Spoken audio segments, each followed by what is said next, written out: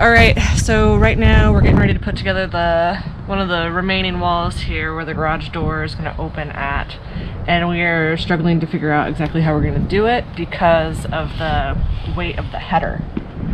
So yeah, we're down to our last 3 wall sections we got to lift.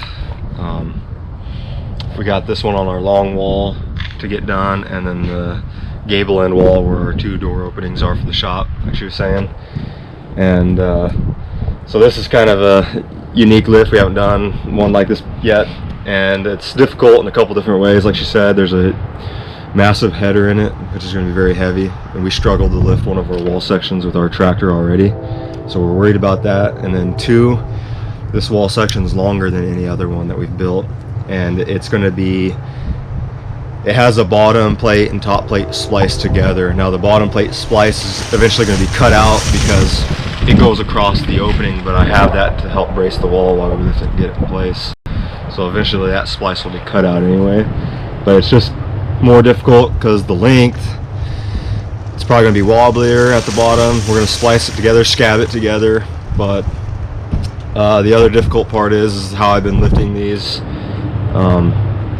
Is I hook it with my forks at the bottom and I drive forward, and that wall section slides up the forks until I get it into a vertical position.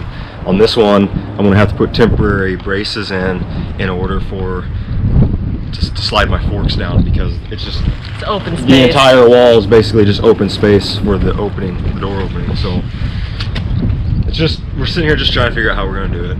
Yeah. Hopefully the tractor can lift it. Yeah.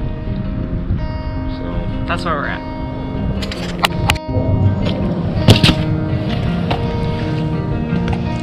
Can you catch it? Can you catch? Catch it. Put it in my hand. Thank you.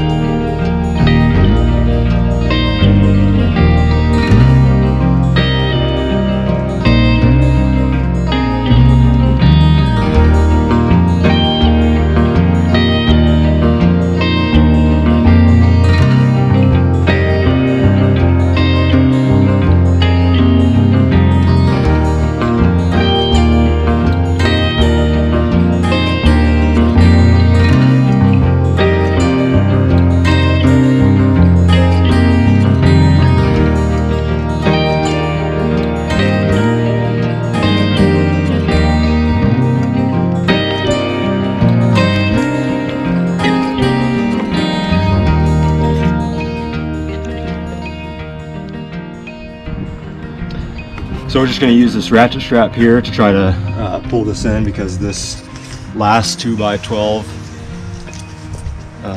was really warped by like an inch. So we wedged it in between these 2x6, top and bottom of our header. But as you can see, it's got like, because of the pressure, it's pushing it out. I got like a 1/4 inch gap on the top and a 1/4 inch gap on the bottom.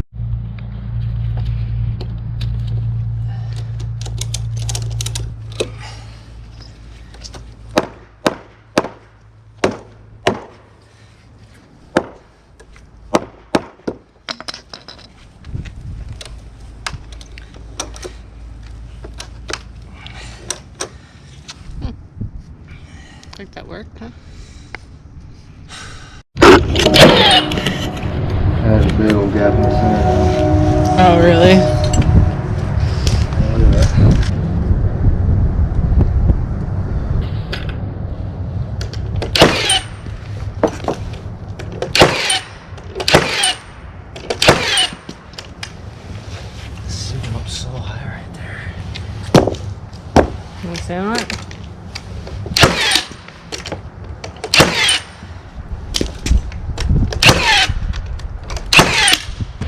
So we got our header done. So what we're gonna do, throw in our jacks, throw in our first king, throw in our header, nail the header in, put in our second king, and then work our way out to the ends with our studs.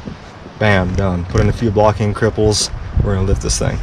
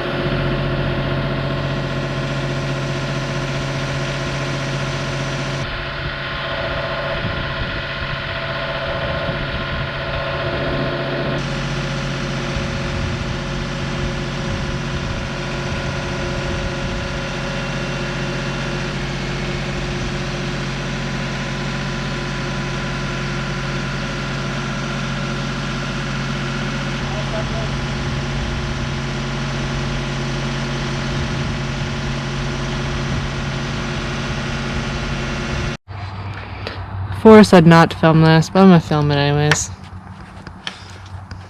I don't even know if I'm gonna be able to tighten this. So here's the dilemma. We got one of those bolts and we're trying to put a nut on it so we can tighten it, but we can't get to it. And we notched out the wood because it seemed like a good idea.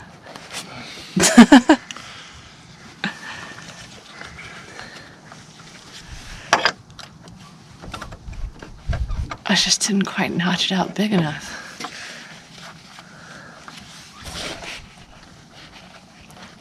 And then we got another one over here, but Forrest got that one. Looks like pretty good.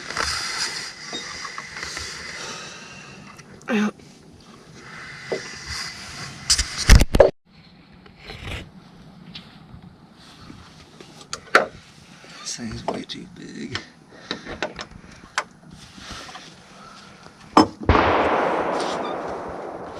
Hard to get it down by hand, down low. We should have took a wire brush to it first. It's so gunked up.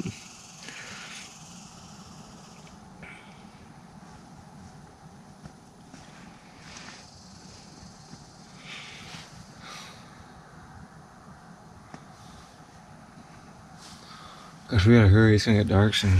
I know. Again, what do we gotta do? We're gonna flush this corner up with this new section we just put in, nail it off, go down there, put a temporary brace on that end, and then go on the inside and do a diagonal from top plate to top plate.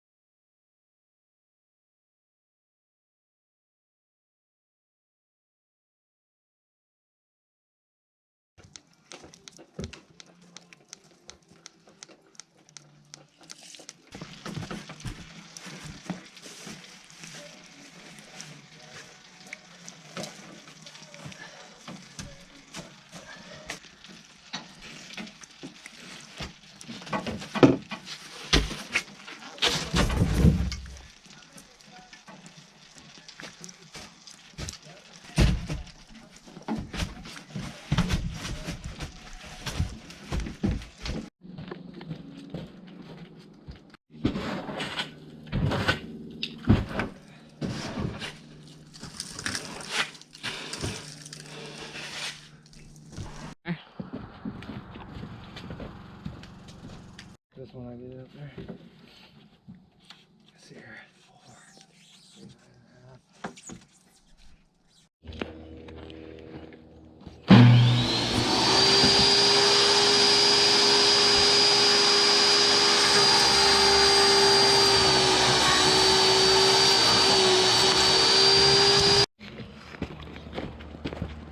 This one needs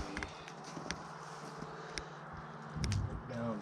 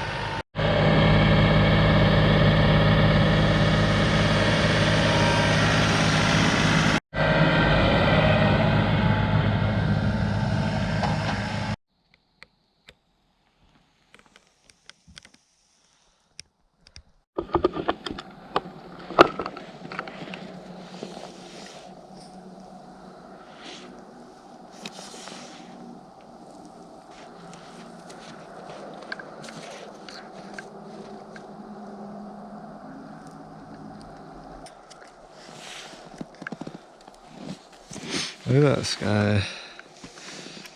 Wow.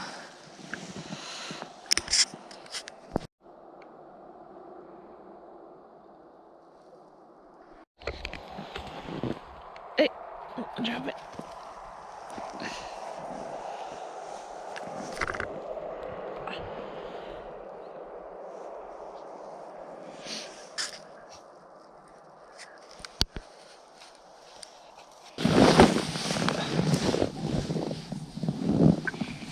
All right, so we're just finishing up our day. It was super beautiful today. Didn't really get to work a whole lot on our apartment shop. A whole lot didn't work on it at all. Yeah, we didn't work on it at all. So we woke up this morning, the water was frozen. So we put insulator all over the bottom of our RV. Insulator, whatever. 2-inch rigid foam board. Yeah. Skirting all the way around it. And up around 2 out of 3 of the slide outs. Yeah. We'll probably end up doing ours maybe at some point. Yeah. We'll see. We're hoping to have things, we're hoping to get away with not having to do it, but this is the second time our water has frozen, so it's, and the forecast is like all snow this week, except for one day is like snow with maybe some rain. Yeah, we had one morning of snow and it dumped like 5 inches. Mm-hmm. And that was just one morning, and we got the whole week forecast of snow day and night for the most part. Yeah. So I don't know how much it's supposed to accumulate over that time, but it was only 25 degrees last night and our pipes froze. Yeah. Because we have a lot of air draft in the trailer, so hopefully that skirting will stop it. Another reason why I think they froze is we bought electric heaters to help heat the RV rather than using propane, because propane is so expensive right now. If we strictly use our propane heater that the RV fifth wheel comes with, we go through propane like crazy. Yeah. So anyway, using those 2 electric heaters is fantastic. We don't go through any propane on their heater because it never turns on. But the problem with that is all the heater ducting that runs through the floor along with the water piping. It basically heats up right where the water pipe it heats is. up where the water tank is and where the water pipes are underneath the floor in that void between the underbelly and the finished floor inside the fifth wheel, and that keeps it from freezing. So that's kind of the trade-off there. downside of using electric heaters. So we gotta kind of find a balance where we probably got to set our electric heaters low enough where the RV heater kicks on sometimes. Yeah.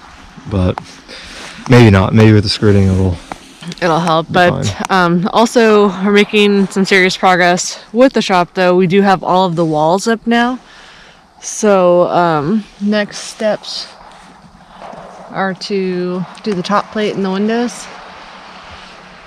Yeah, so all the walls are up except for like a little fruit out wall I gotta do for the tub alcove, which is like nothing. It's just a little alcove wall, little fruit out wall. But main next steps are I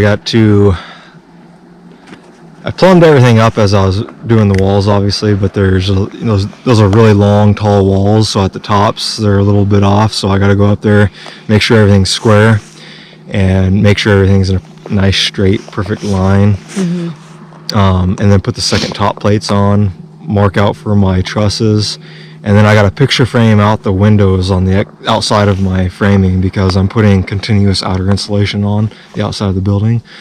So I'm going to fur the windows out so that I have something to mount the windows to that are flush with the outside. You know, by the time I put the sheathing on and then the continuous insulation, it'll be bumped out to where, gosh, I'm not explaining this very well. It's okay. been a long time. We'll explain it later. Yeah, we'll explain it when we do it. But the picture frame out the windows and start sheathing it. I'm going to sheathe the walls first to give it rigidity and structural strength before I start throwing those massive trusses on, because I don't want my walls to shift or crumble or fall in on me.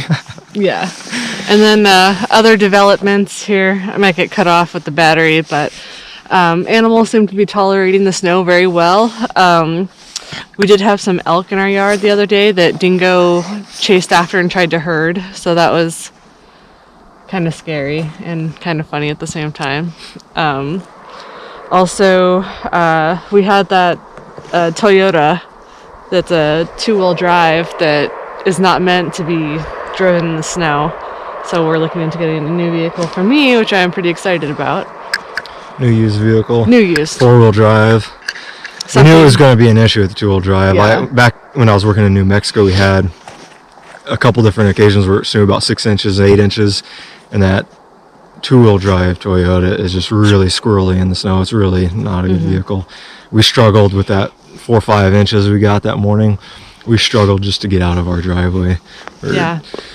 You know, we pulled off our driveway into the grass, and there's like a little bit of a slope, a little bit of a grade, and just to get the Toyota up out of that grade onto the driveway was just slipping and sliding all over the place. Yeah, and since I have to do like call and things like that coming up here pretty soon, I'm just afraid that if it snows in the middle of the night and then I have to try to like pull out, I'm not going to be able to, or you know, if the roads aren't quite maintained yet, that I don't want to have an accident. So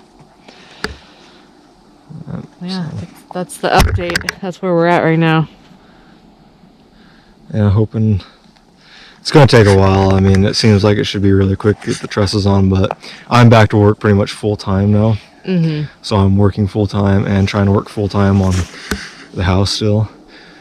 But in reality, it's probably going to be like January before I can put the trusses on, because just squaring everything up, straightening everything, picture framing out the windows, putting the sheathing on, just getting prepped for the trusses is going to take me quite a while. The trusses hopefully will only take a day. Yeah. So that'll feel good to have that progress once that happens. But things are looking pretty good.